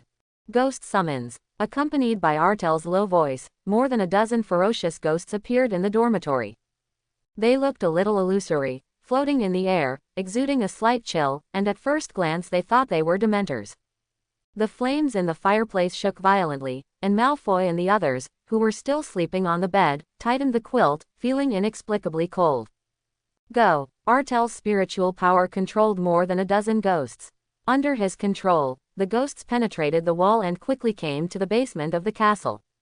Artel, on the other hand, is staring at the Isel spar and using the spar to control the ghosts. Artel first flew a few ghosts to Snape's lounge, and then the rest went to Professor McGonagall's lounge. Since Harry and the Weasleys were separated, they had to find two professors, right? Professor McGonagall has always had a headache for the mischievous Weasley twins. He tried to catch them but couldn't catch them. This time Artel helped. Maybe Professor McGonagall could deduct 50 points from each of them in a fit of rage. Several ghosts flew silently into Snape's lounge. Snape had just returned from outside at this time, and briefly dealt with the wound on his leg. Snape leaned against the wall, thinking about what happened today. He could be sure Quirrell was doing things for Voldemort. Dumbledore seemed to know that, but he seemed to have other plans. But what made Snape feel powerless was that there was clearly another group of people hidden in the castle, and he had no clue about it. And Snape can be sure that these people are the culprits who stole his collection, but he just doesn't know what their relationship with Voldemort is. It can't be that idiot Quirrell. Who could it be, and where is it hiding? Or is it some other professor? Snape looked back on what had happened during this time, feeling a little tired. Inexplicably, a chill came. Snape snapped his eyes open and raised his wand subconsciously in one hand. The flames in the fireplace in the house were burning violently, shaking, and then turning into a strange emerald green. Several ghosts got out of the wall, and after seeing Snape, they seemed to be stunned, and then a terrifying chill broke out from all over. Frost Nova, a conventional magic that comes with the undead ghost, which does little damage. It's almost the same as the chill that the Dementor emanates unconsciously. I saw a layer of hoarfrost quickly spread out from Snape's lounge, followed by a freezing sound. Call God Guard. The first time Snape saw the ghost, he thought it was a Dementor, but when he felt the terrifying chill, he was even more certain that it was a Dementor, so he released the Patronus charm without hesitation. A doe emitting a soft glow leapt down from the tip of the wand, and then suddenly the light rose sharply. The ghosts are actually not afraid of the Patronus charm, but this white light full of light and guardian interest still makes them uncomfortable. The ghost screamed harshly, and then retreated into the wall. The chill in the house slowly dissipated, and Snape's face was ashen. What? How did Dementors come to Hogwarts? How can they get through walls? What the hell is going on? Snape didn't have time to think about it, and chased out with his staff in his hand. The few Dementors floated in the air and went straight to the 4th floor. 4th floor. Snape's face changed. Thinking of the Philosopher's Stone, he was secretly vigilant, and quickly chased after him. At this time, Harry and Ron had just arrived on the 4th floor from the 8th floor and were cautiously rushing to the innermost room. Two thick black fogs rolled continuously like boiling water. With the hideous grimace mask, it was indescribably scary. If you run into Filch who is patrolling, you'll be able to frighten him half to death. Looking at Harry's current state, Ron could also imagine what state he was in. He prayed in his heart that he hoped that George and the others would not meet Filch, and that Filch would visit the 4th floor. The two came out of the room and saw that the lock above was intact. Harry thought for a while, and took out his wand. Araho Cave is open. The lock is unresponsive. In fact, when Snape came to check the secret room today, he saw the lock on the door and thought that his collection had been stolen, so Snape deliberately added a lot of anti-theft and anti-unlock spells to the door lock. Now, ordinary unlocking spells can no longer be opened. Can't open. Harry's tone was a little dejected. Am I so much worse than Hermione? Anyway, we're just here to see if something is missing. Ron said something nonchalantly, put his ear to the door panel, and said, "Listen, that big dog's purring." Hearing this, Harry also leaned over and listened carefully to the movement in the room. "I think you two should explain why you are here." Snape's emotionless voice came from behind. Harry thought he was hallucinating and said to Ron, "I actually heard Snape's nasty voice." "I think I heard it too, what the hell?" Ron replied, and then froze suddenly. The two black mists shook violently, and the two ghost masks turned their heads abruptly. Snape looked indifferent. wand in hand, staring at Harry and Ron. When Snape chased the ghosts to the 4th floor, Artel summoned the ghosts back. Snape didn't see the ghosts when he came to the 4th floor, and suddenly found that the icy aura was gone. He thought they ran to the 4th floor. Go elsewhere. Just as he was about to leave, he heard the incantation of Araho Cave at the end of the corner corridor. And that voice sounded, it was Harry. That's why Snape quietly approached to see what was going on, but when he saw 2 surging black mists, he almost did it. If Ron hadn't suddenly opened his mouth and said ha, he would have been hit with a spell. Snape, Professor. A sense of despair rose in Harry and Ron. This is their 2nd night out. It was the 2nd time I was caught. The first time was Professor McGonagall, this time even better, it was Professor Snape. Remove the ghosts from you. Since Snape recognized the identities of the 2, he naturally saw at a glance that the surging black mist came from the masks on their faces, so he scolded. Harry and Ron shuddered and took off their masks, revealing their original appearance. Mr. Harry Potter, Mr. Ron Weasley, you'd better explain why you are here on the big night. Snape looked at Harry coldly. He can't eat well. What does Harry have to do with the Dementor just now? Where did the Dementors go? Is it just to lure yourself in, and then catch Harry and Ron's night tour? It's impossible to say anything about it. Us. We were just lost, we were going to a Halloween makeup party, thinking about sneaking out for a night out. Harry interrupted Ron. He didn't think Snape was a nice guy, so he couldn't tell him about what Hagrid had taken and hid it here. He raised the mask in his hands towards Snape. Here's our props for the Halloween makeup party. Humph. Snape snorted coldly, looked at the 2 of them, was silent for a while, and said, go back to your dorm now. Mr. Potter, Mr. Weasley, congratulations on the 50-point deduction for Gryffindor. 50 points each. Remember, you are not allowed to come to the 4th floor in the future. You are not allowed to enter the room here. Snape tossed his sleeves and put away his wand. Harry and Ron didn't dare to refute either, but after hearing that they had deducted another 50 points, their faces were full of despair.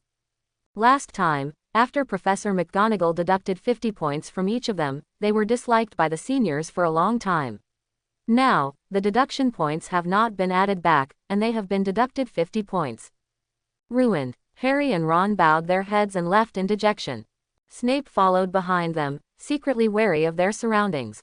He was afraid that the Dementors would appear again and hurt Harry.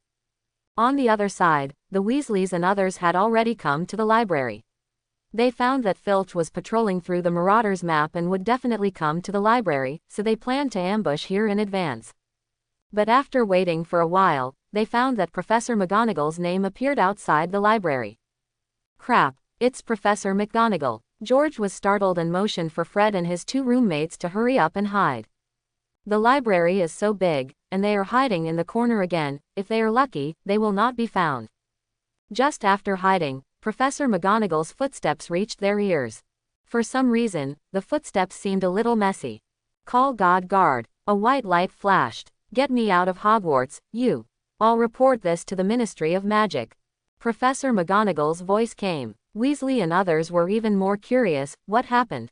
Professor McGonagall seems to be fighting something. An inexplicable chill came over. The Weasley twins couldn't help shivering, and a white light struck again. This time, the 4 people who were hiding finally saw it clearly. 5 huge Dementor-like monsters floated above the library, avoiding the white light. And those bookshelves that were closer to the monsters were covered with a thick layer of frost. Not good. Just as a few people were observing, 2 monsters seemed to have spotted them and rushed down from the air, with a cold breath that penetrated the bone marrow, making several people tremble.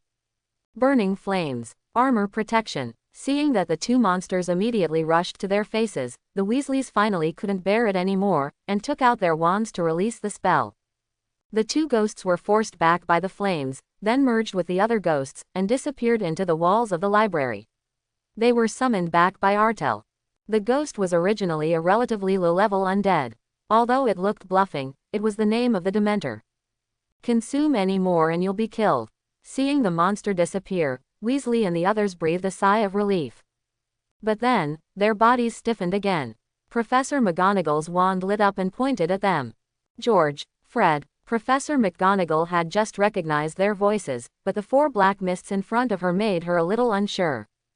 Anyone who has just encountered that kind of thing and sees the same thing as 4 groups of monsters will fall into doubt. Professor McGonagall. Now that they were caught, George and the others accepted it. You can't run anyway, didn't you see? Professor McGonagall's wand pointed at them. The 4 of them took off their masks in unison and returned to their original appearance. George, Fred, David, gross. Professor McGonagall put down her wand, but there was anger on her face. The 4 of you, why did you appear in the library dressed like this? Don't you know the school's ban on night tours? Professor McGonagall was very angry, and at the same time was a little scared. If she hadn't discovered those Dementor-like monsters, George and the others would be in danger tonight. There's still danger in the castle. Hurry back to your dorm. Remember to come to my office tomorrow. Each of you will deduct 50 points for Gryffindor. Also, you'll all be locked up. After Professor McGonagall finished speaking, he observed the library and after confirming that there was nothing wrong, urged everyone to leave. She doesn't have time to deal with Weasley and the others right now, and the monster thing hasn't been figured out yet. If the school is really infiltrated by monsters, it will be a huge disaster. Weasley and others also saw what happened before, and knew that this was an important moment, and they couldn't joke, so they obediently prepared to go back. Professor McGonagall was still worried, and took them to the 8th floor in person. On the 8th floor, he also met Snape, who had just escorted Harry back. Professor McGonagall was in a worse mood after learning that Snape had just caught Harry and Ron. With Snape's character, points must also be deducted, which means that Gryffindor was deducted by 300 points tonight. It's hard to say that this year's Academy Cup is not the penultimate one. And Snape was even happier after seeing the depressed Weasley and others, and even the depressed mood of being bitten by a dog today eased a lot. The Weasley twins were always making trouble for him. Taking this opportunity, Snape scolded them severely before letting them go back to the lounge. After Weasley and the others went back, Snape and Professor McGonagall talked about the ghost they had just encountered, and the two knew that they had encountered the same monster. At this time, Snape and Professor McGonagall also reacted, and both felt that those things just now should not be Dementors. After all, Dementors have bodies and cannot pass through walls, and those things look a bit illusory and have no entity. More like a ghost. Anyway, something must have sneaked into the castle. For the safety of the students, I think we need to thoroughly investigate the inside of the castle. Professor McGonagall suggested to Snape. This happened just after Dumbledore left Hogwarts, which made Professor McGonagall have a very bad premonition, as if there were such a pair of eyes staring at them somewhere. All right, let's inform the other professors, mobilize the ghosts and murals in the castle, and see if we can find anything. Snape was also under a lot of pressure. On the one hand, he had to keep an eye on Quirrell, and on the other hand, he had to find the guy who was hiding in the dark. The key was that Snape still had a lot of things to figure out. Parchment, Gandalf, Balrog, Troll, and Dementor ghosts. Snape sighed and took action with Professor McGonagall. At this time, Artel had already put away the spar, and happily went to sleep. Now this year's Academy Cup is stable. As long as he adds a few more points, he will definitely be able to complete the main task, and the rest is to score points. Early the next morning, Artel came to the Great Hall. The atmosphere in the auditorium is a little weird. Some students are still discussing the troll incident last night, and some students have deduced from the ghosts of the castle and the abnormal performance of the mural characters, and they are passing all kinds of bizarre and dangerous remarks. And some of Gryffindor's best students are staring at the jeweled hourglass that symbolizes the House Cup. They couldn't believe that after just one night, Gryffindor was deducted a full 3%. This time, they Gryffindor can already announce in advance that they will win the last place in the Academy Cup. Many people have already guessed that the Weasley twins made this incident, because they have been preparing for Halloween night and there are also activities. It seems that the myth of the Weasley twins who have been traveling at night for 2 years without being caught was last night. It was broken at night. Artel eats mashed potatoes gracefully, as if everything around him has nothing to do with him. Until Hermione showed up. I'm going crazy. Artel. Hermione sat beside Artel carelessly, glared at Pansy Parkinson who was diagonally opposite, slapped the table and asked for a glass of milk, gulped it in, and then heaved a sigh of relief. I'm going to be pissed off. Last night Harry and Ron's brother and their third-year Gryffindors went out for a night out and were caught by Snape and Professor McGonagall. 50 points off everyone. This year's House Cup Gryffindor must be the lowest ever. What Hermione said was the consensus of almost all Gryffindors. In the previous year's Academy Cup summary, the scores of the 4 major colleges were between 300 and 500. Gryffindor was always in the 300-plus range because Snape often found reasons to deduct points. And now, plus the points that Hermione and the others were deducted last time, Gryffindor is now a negative score. It may not be possible to return to a positive score by the time of the Academy Cup summary. Don't think about it, it's just adding to your troubles, it's not your fault anyway. Artel fought back a smile. It really wasn't Hermione's fault, it was him. By the way, have you heard any news? It is said that there are some bad people in the castle, and everyone is saying that now. Hermione ordered some breakfast and chatted with Artel as she ate it. They said that the trolls were released by those people last night. Do you still remember the incident when Professor Snape fell ill? Maybe the same group of people did it. The professors thought they had left, but they didn't expect them to be there all the time, and also planned yesterday's troll incident. Ron said that the reason why George and Fred were found yesterday was because Professor McGonagall found them when they were fighting the Dementors. Do you know the Dementors? I read it in the book, it was a kind. But Harry thinks Snape did it. He said he saw Snape's leg hurt last night, he suspects it was bitten by the 3-headed dog, and Snape went to the 4th floor because just met Harry and Ron, and Harry thought Snape was stealing. Hermione Barabara told Artel what she had heard in Gryffindor, and Artel nodded as she listened, much to Hermione's delight, thinking that Artel had heard her. I don't know if there will be any danger. If you look at the ghosts and the murals in the castle, you always feel that they are inexplicably nervous. Something big may happen. It's unbelievable that something as terrifying as Dementors is at Hogwarts, after all. Hermione spoke in a low voice, her eyes full of worry. It was only then that Artel felt like an 11-year-old girl, with the tenderness and weakness of a little girl. Put your heart in your stomach, the sky is falling and there is a tall one on it. Hogwarts has Headmaster Dumbledore, there are so many professors, and there are senior students. How can it not be our first-year junior? Wizards worry. Even if they're not there, what about me, you forget. I'm very good. Artel's voice was firm and powerful. Hermione looked at him, a blush quickly rose to her cheeks, and she hummed softly. After dinner, Artel and the others went to the basement for potions class.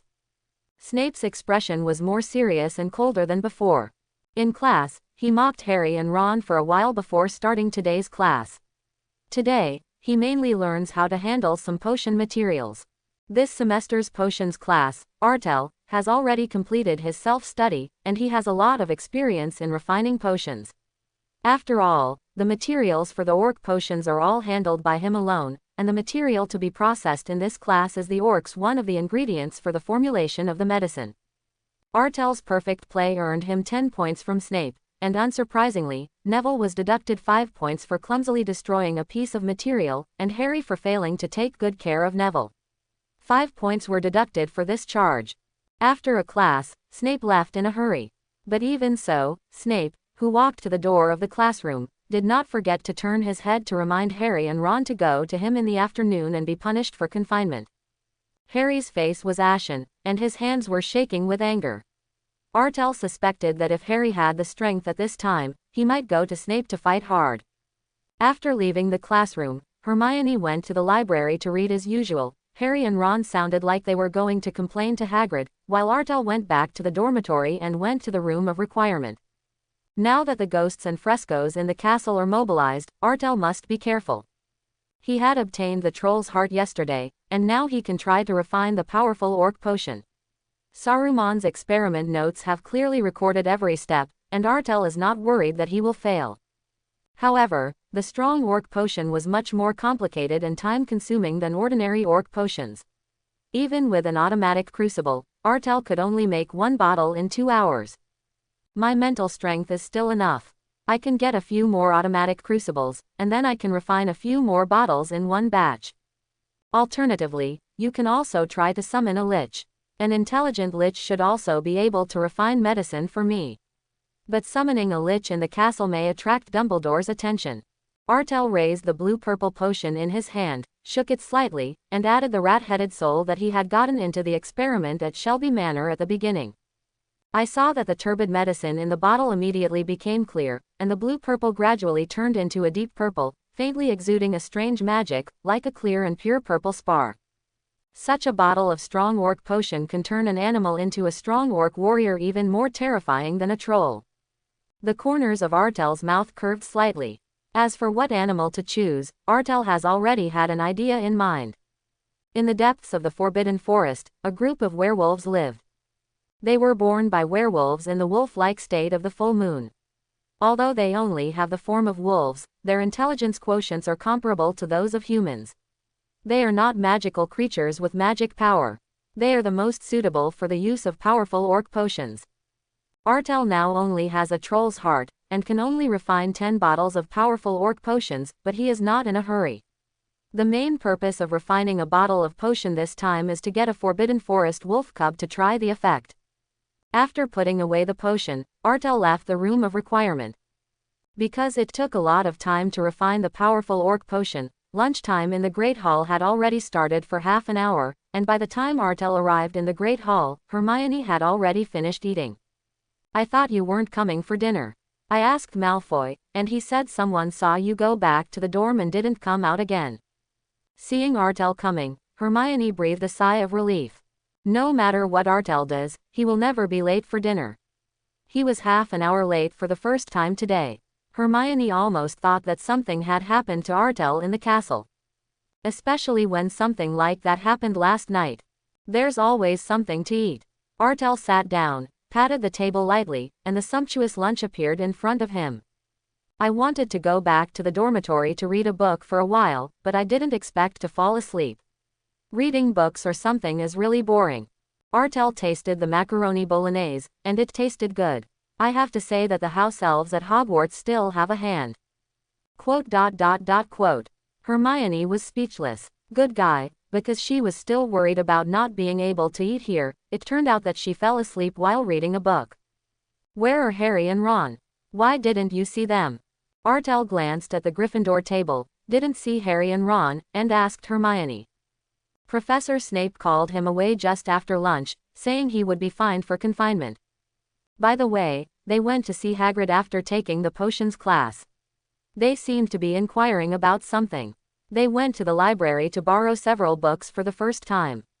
I asked them and they didn't say anything mysteriously. Hermione pursed her lips and snorted softly. It looks like the people who eat melons are not satisfied. Artel looked at Harry and Ron's empty seats and nodded thoughtfully. It seems that Harry and Ron should have found out that Mau is guarding the Philosopher's Stone, and now they want to find out Nicolem's information and the function of the Philosopher's Stone. But because of Artel's influence, Hermione didn't have a particularly good relationship with them, so Harry and Ron didn't tell her about it. Well, since they don't want to say it, don't worry about it anymore. Are you going to the library in the afternoon? I'm not going. I'm so flustered by the recent events that I want to go out to get some air. Pottle said that there will be a friendly Quidditch match between Gryffindor and Ravenclaw in the afternoon. Would you like to see it? The Quidditch Cup at Hogwarts starts in November each year and ends in April the following year. After Halloween, preparations for the Quidditch Cup are about to begin. Now all academies are stepping up their training, and sometimes the academy teams will meet to play a friendly match to warm up. This kind of friendly game generally does not require seekers and snitches, only goalkeepers, pursuers and batsmen. In addition to Slytherin, there are frequent friendly matches between the other 3 academy teams. As for Slytherin, no one wants to play with them, because Slytherin people are not very disciplined.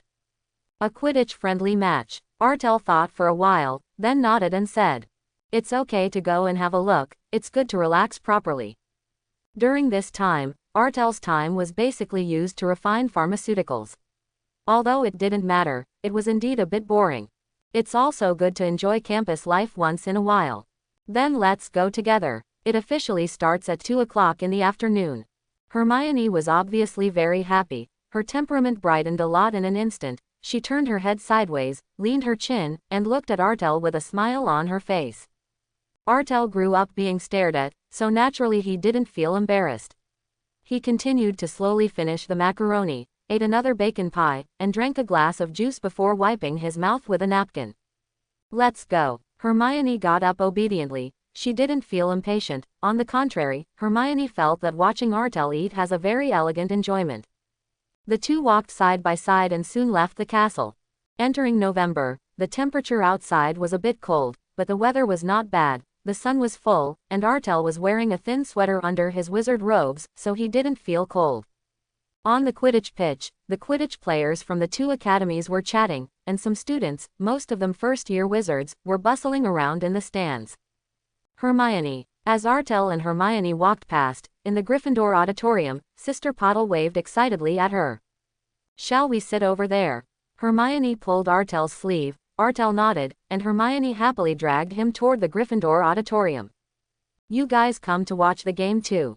I thought you were going to the library." Artel couldn't tell whether it was Sister Pottle or Sister Pottle who was talking. The two Curry girls looked almost the same, and they were both pretty. "I have been reading books every day recently, and I have to release and relax."